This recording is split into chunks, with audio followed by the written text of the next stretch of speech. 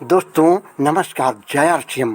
मैं अशोक तिवारी, खानपुर पूरे रिसाल तिवारी, मिल्कीपुर, अयोध्या, उत्तर प्रदेश से बिलोंग करता हूं।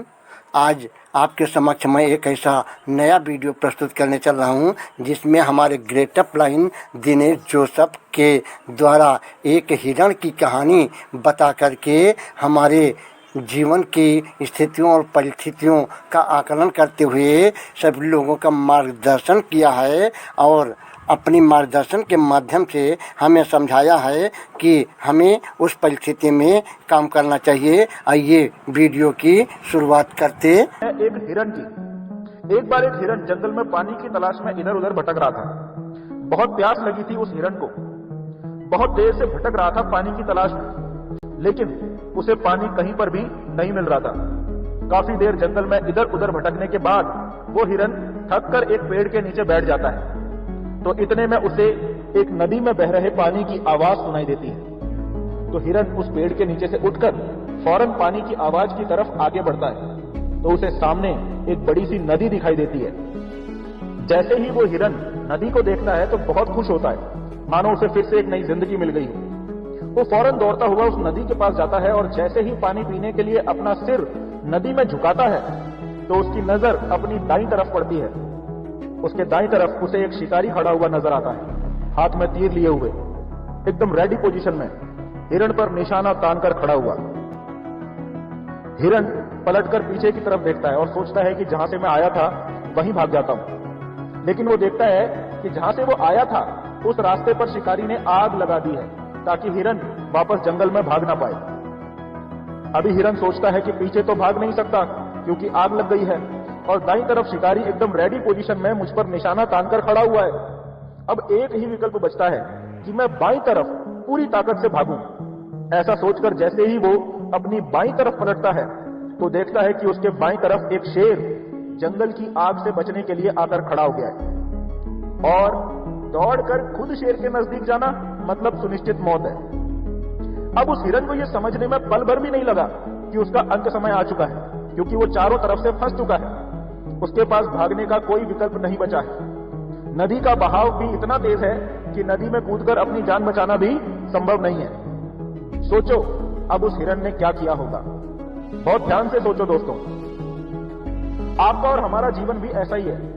हम भी अपनी जरूरतों और चाहतों को पूरा करने के लिए जीवन भर प्रयास करते रहते हैं, लेकिन कभी कभी हमारे जीवन में भी ऐसी परिस्थितियां आ जाती हैं जब हम कहीं फंस जाते हैं।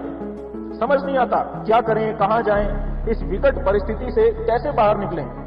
ऐसे में हमें भी वही करना चाहिए जो इस स्टोरी में हिरण ने किया। परिस्थितियों पर ध्यान ना देकर जो हम करना चाह रहे हैं वही करना चाहिए। अपने आप को चारों तरफ से फंसा हुआ जानकर हिरण ने सोचा कि अब जब बचकर निकल जाने का कोई रास्ता बचा ही नहीं है तो क्यों ना मैं वो पानी ही पी लूं जिस पानी को पीने के लिए मैं यहां पर आया था। जब मरना ही है तो क्यों ना पहले अपनी प्यास बुझा लूं फिर मरूं। आपको लग रहा होगा दोस्तों कि वो हिरण मर गया होगा, लेकिन नहीं दोस्तों, वो हिरण वहां से जिंदा बचकर निकल गया। कैसे, मैं बताता हूं दोस्तों। एक्चुअल में हुआ ये दोस्तों कि अचानक से वहां पर तेज हवाएं चलने लगी और बारिश पड़नी शुरू हो गई। और जो आग उस शिकारी ने लगाई थी, उस आग की वजह से जैसे ही शिकारी उस हिरण के ऊपर तीर चलाने वाला था, ठीक उसी समय एक जलता हुआ पेड़ ठीक उस शिकारी के आगे आकर गिरा, जिससे उस शिकारी का ध्यान भंग हो गया और तीर हिरण की तरफ चलने की बजाय शेर की तरफ चल गया और सीधे जाकर उस शेर की आंख में जा घुसा। शेर को घायल हुआ देखकर शिकारी अपनी जान बचाने के लिए वहां से तुरंत भाग गया और शेर भी दर्द से तड़पता हुआ जंगल की तरफ भाग गया। हिरण ने जैसे ही पानी पीकर अपनी प्यास बुझाकर पलटकर पीछे देखा तो सारा नजारा ही बदल चुका था। ना वहां पर शेर था, ना ही शिकारी, और ना ही जंगल में आग लगी हुई थी। अभी कुछ अति बुद्धिमान लोग इस कहानी में लॉजिक ढूंढने की कोशिश करेंगे। कुछ लोग सोचेंगे, अरे अचानक से बारिश कहां से शुरू हो गई। ये वही लोग हैं जिनको आज तक समझ में नहीं आया कि अगर भैंस काली होती है और हरा चारा खाती है तो फिर दूध सफेद रंग का क्यों होता है। ये सब प्रकृति का खेल है दोस्तों। इसी को कहते हैं ऊपर वाले का मास्टर प्लान। अभी इसी कहानी को हम नेटवर्क मार्केटिंग बिजनेस के संदर्भ में समझते हैं। नेटवर्क मार्केटिंग बिजनेस वो नदी है जो आपकी जीवन भर की प्यास को बुझा सकती है। आप में से कितने ही लोग ना जाने कहां कहां भटकते भटकते भटकते इस नेटवर्क मार्केटिंग बिजनेस तक पहुंचे हैं। लेकिन इस कहानी के हिरण की तरह ही जैसे ही आप नेटवर्क मार्केटिंग बिजनेस शुरू करते हैं, आपको चारों तरफ से बड़ी बड़ी समस्याएं घेर लेती हैं। एक तरफ से ताने मारने वाले, गाली देने वाले, कटाक्ष करने वाले, आपको नीचा दिखाने वाले लोग इकट्ठा हो जाते हैं अपने अपने हाथों में तीर लिए हुए। दूसरी तरफ से पैसे की कमी, स्किल्स की कमी, एजुकेशन की कमी, नॉलेज की कमी, कॉन्फिडेंस की कमी और इस तरह की ढेर सारी कमियां आपका रास्ता रोककर खड़ी हो जाती हैं और आपको खा जाना चाहती हैं। ऐसे में आप क्या करेंगे? माय डियर फ्रेंड्स, ऐसे में आपको भी वही करना है जो इस कहानी में हिरण ने किया था। उसने परिस्थितियां विकट होते हुए भी उन परिस्थितियों की तरफ ध्यान नहीं दिया, बल्कि जो काम करने वो यहां आया था उसने उस काम पर ध्यान दिया। उसने उनसे लड़ने की या बचकर भाग जाने की कोशिश नहीं की, क्योंकि उसे पता था कि उनसे लड़ना व्यर्थ है। उसे पता था कि भागने की कोशिश करना व्यर्थ है। आपको भी ये गहरा रहस्य समझना जरूरी है कि आपको भी ना तो उन लोगों से लड़ना है जो आपको गाली देते हैं या ताना मारते हैं या कटाक्ष करते हैं या आपको नीचा दिखाने की कोशिश करते हैं, और ना ही आपको अपनी कमियों से बचकर भागना है, फिर चाहे वो पैसे की कमी हो, स्किल्स की कमी हो, नॉलेज की कमी हो, कॉन्फिडेंस की कमी हो या और किसी भी तरह की कमी हो। इन सब से आपको ऊपर वाला बचा लेगा। प्रकृति ऐसा खेल खेलेगी, ये सारी समस्याएं और ये सारे शिकारी लोग कब आपकी जिंदगी से गायब हो जाएंगे आपको पता भी नहीं चलेगा। उस हिरण की तरह ही आपको भी सिर्फ ये विश्वास अपने अंदर पैदा करने की जरूरत है कि इन सब से निपटने का मास्टर प्लान ऊपर वाले ने ऑलरेडी बना के रखा हुआ है। इसीलिए आपको इनकी तरफ से बिल्कुल भी चिंतित होने की या घबराने की जरूरत बिल्कुल नहीं है।